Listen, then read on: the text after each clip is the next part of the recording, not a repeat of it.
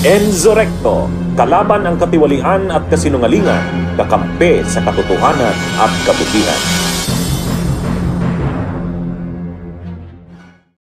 Okay, Sir Ronald, very quickly, bago natin pag-usapan ng opposition, obviously, Bam Aquino, Chel, Kiko Pangilinan, etc. We discussed them, but I want to discuss them more because I had some thoughts also about this. And kanina, of course, for disclosure, I already posted it, but I had also a meeting with Bam and all because I'm trying to arrange also a podcast with him and hopefully interview more and more candidates over the coming months as we get next to the elections. But konting pahabol lang dito, we're not talking about Vico Sotto at all, and he's going to run also next year, and my sense is he'll run for mayor again, third term. Now, I want to talk about the Vico Sotto case because if Risa Ontiveros is on one hand a very, very inspiring case, I would say Vico Sotto is also very inspiring because it gives you an idea that there's a next generation after Risa, which also is millennial, effectively, millennials. Hindi ko pa alam Gen Zs, I'm sure they'll be even better than us, but at least he's the millennial progressive star, right? And he's a star in a very interesting way, right? He has the celebrity status, but he acts in an anti-celebrity way. Wala siyang pinapamigay na interview whatsoever. Now, by chance, just the other day, interestingly, I caught some, alam mo yung mga YouTube news sites na hindi naman mainstream, at pinapakita itong speech by Vico Sotto where, very interestingly, he explains yung kanyang renewal projects na, yung bagong City Hall nila, which is a 9.6 billion pesos project. So obviously, yung mga kalaban nila, alam natin sila mga to, hindi na natin kailang pangalanan, itago na lang natin mga Eusebio. Itago na lang natin sa ano. Siyempre, marami nagmamarites dyan at sisabi, baka ano yan, di ba? So he very patiently explained point by point bakit ganito yung presyo, hindi ito yung final price, ito yung approved project, ito yung kailangan, ito yung basahin nyo. So the guy spent 10 minutes at least explaining just the big picture. And then he released the video with the videos, everything like that. I just found parang he did it like a Scandinavian mayor, right? Or like a Hamburg mayor. Like you could imagine if Scholz, when he was mayor of Hamburg, he would do something like that when he explains a big project. You know, kind of very social democratic, mayor talking to the people, citizenry. I just found that very refreshing. Hindi siya galit, hindi siya pikon, pero very firm. Very firm na, you don't say nonsense there, okay? I'm gonna call that out. Maayos yung pagkagawa niya. I mean, ikaw, what is your read of Vico Sotto? Because we're not talking about him as much now, but come 2027, he's gonna be the hot commodity. Not yet for president, but definitely for national position and beyond. Well, nowadays kasi, lalong nagiging totoo yung dictum that all politics is local. At nakita natin, yung dito sa Makati ni Binay, propelled him to the vice presidency from out of nowhere. Diba? Actually, hindi siya yung original na kandidato ni ERAP for the vice presidency. Ang original was Cheese. Pero hindi tinanggap. And Mar was at 40%. Like almost prohibitive winner, yeah. Yes, pero yung kanyang narrative is just dito sa Makati. Ibig sabihin, pinapakita... Dito kami sa Makati, di maging ganito po ba? Yeah. Kung kaya namin gawin ito, kaya rin namin ito gawin on a national level. Ganun din si Duterte to some extent. No? Yung hype about him is because he was a mayor who allegedly cleaned Davao. At kung kaya niya linisin yung Davao, kaya niya linisin yung bansa. Ang problema, iba yung ibig sabihin na ng clean Davao. At yun yung kanyang ginawa sa paglinis sa bansa. At hindi naman malinis ang Davao, I mean in a literal sense. At hindi na nasolusyonan yung problema. No? So, pero makikita mo na compelling yung local narrative. Kaya pwedeng gawin niya ni Vico Sotto as a narrative. No? Pero hindi mo yan sinisimulan lang pagtatakbo ka na for national position. Kailangan ngayon ay i-hide mo na rin. No? Lakasan mo na rin. Others should do it for him. Dahil siya kasi ay very circumspect, very humble, etc. So, hindi mo maasahan siya yung mangunguna dyan. So, others should do it for him.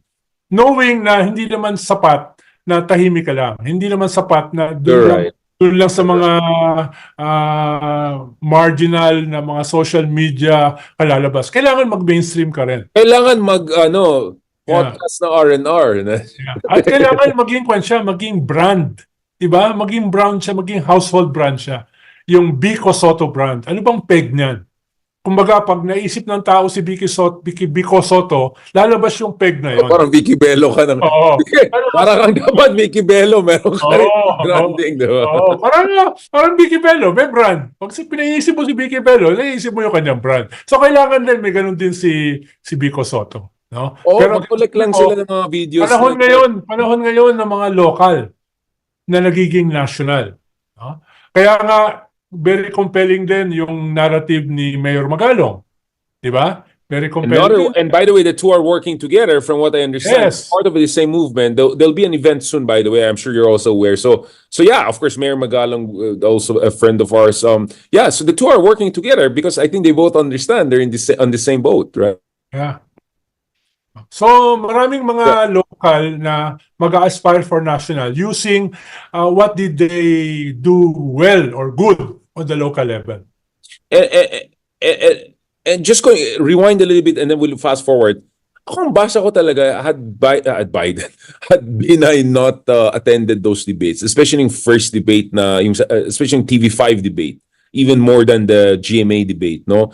I think he had a very good chance of winning it because for me, without Binay coming down, I didn't see any chance for Mayor Duterte to go up. I mean, Makati, Davao, no offense. I mean, Binay, mas benta talaga si Binay, di ba? In every sense of the word. And mas compelling yung position niya.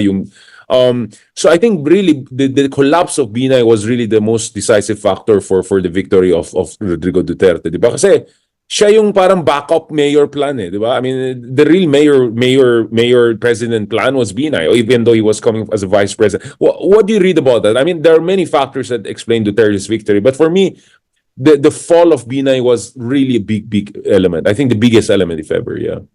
Yeah. Siyempre maraming variables dyan ngayon may benefit tayo ng hindsight. Pero nung nangyayari yan, hindi pa natin naiisip yung mga bagay na yan. No? Halimbawa, kung nakasuhan si Digong noong 2013 ni Laila de Lima. Yung mga counterfactual na to. Sa killing ng DDS sa Davao. Then tapos na siya.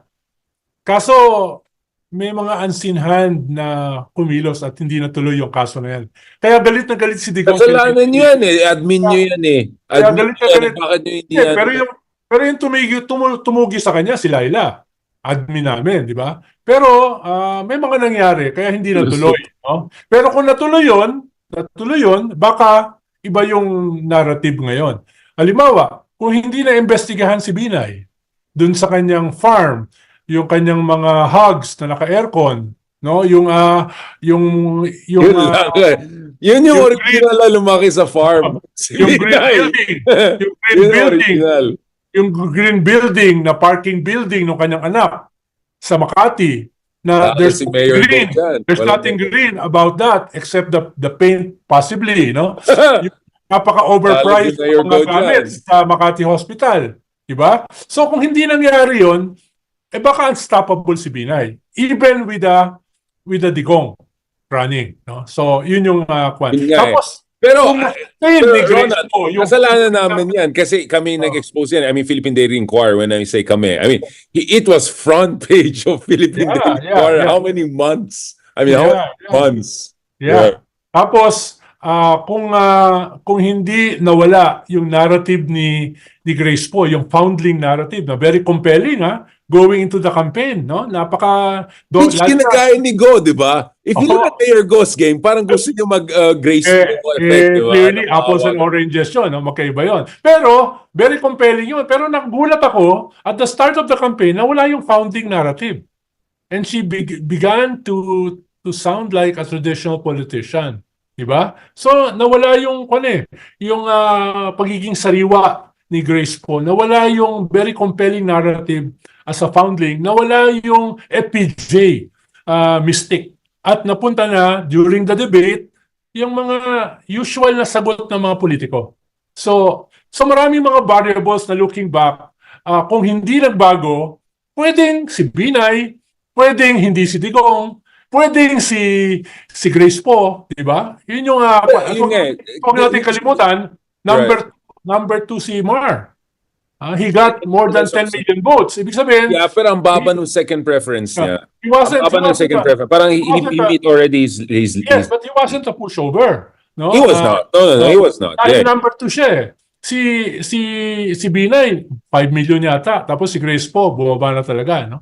So, it could have been anybody's ball game. Depende sa mga pangyayari, no? Na tinitingnan. Swerte talaga. I'm just telling you na gaano kaswerte si Digong kasi it took 10 factor stars coming together for that happen. Any one of them, the graceful thing, the Binay thing, I mean, you could have thought just one of them didn't work. Laila de Lima thing. Oh, Ang dami ko. Kaya nga sabi ko, I don't believe na inevitable yung kay Digong. There was nothing inevitable. There was something shocking in a sense that I understand populism, its appeal, whatever. I've written books on that. But ang point ko is, swerte din talaga siya. Yung the fact yung replacement niya. Yung replacement niya. Early 2015 sinasabi ko yung kila Pinoy natatakbo si Digong. Nung sinasabi ni Digong na hindi siya tatakbo. Sabi nila, hindi tatakbo yan. And everyone's underestimating him. Yeah, I remember that. Yun yung, tapos nung nagkuha na siya, nagsimula na siyang magsabi na, tatakbo ako kung. Sabi ko, di ba? Tatakbo. Alam na this. Ang sabi naman nila ay, kung tumakbo si Digong, pabor sa atin yan. Makakabawas siya ng boto. I know, exactly. That was the logic, right? So, you thought is the idiot who will do the dirty job for you pala, he'll steal your lunch. Yes. So, nung late na, mga Enero na nakita siya as the main enemy. That was already the start of the official campaign. Yeah, you're right. Just to be clear, on the record, August, September pa lang sabi ko he's gonna be the dark horse when no one believed him he was 3%. Kaya sabi ko February, I was in a birthday party in February 2015 just to remind people. So this is February 9. February 9, 2015 sa Gloria Maris. I was there when pumunta si Bongo at saka si Lito Banayo at saka si Digong na kinausap nila sa ERAP para hiramin si Ben Jokno at saka si Liling Briones to be part of their kitchen cabinet. So that early, nagbubuo na ng kitchen cabinet si Digong.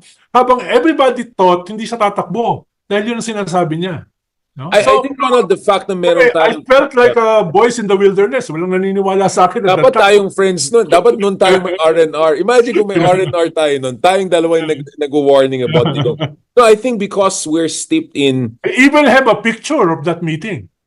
I even have a picture. Yeah. No, I realize because we're steeped in progressive and European history, alam natin where fascism comes from, where populism comes from. So I think that's where yung parang hindi ko i-underestimate yan eh. And in my case kasi, I've been following Modi, Jokowi, Erdogan. So parang, why wouldn't we have one in the Philippines na nakakatakot version ng populism na worse than ERAP? And here we are. But thank you for that. Now let's talk about the real opposition. But I'm just reminding people, there was nothing inevitable with Digong. Talagang naswerte lang talaga siya. So many things came to.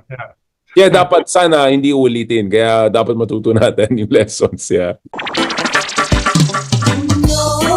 May hulanong salita na ang ibig sabihin dito ay ang pagkakaisa. Bunyog Party List. Halika na, bunyog party list ka na. Halika na, bunyog party list ka na. Sa susunod, ang atinang suportahan, Bunyog Party List, nagtataguyod ng katotohanan.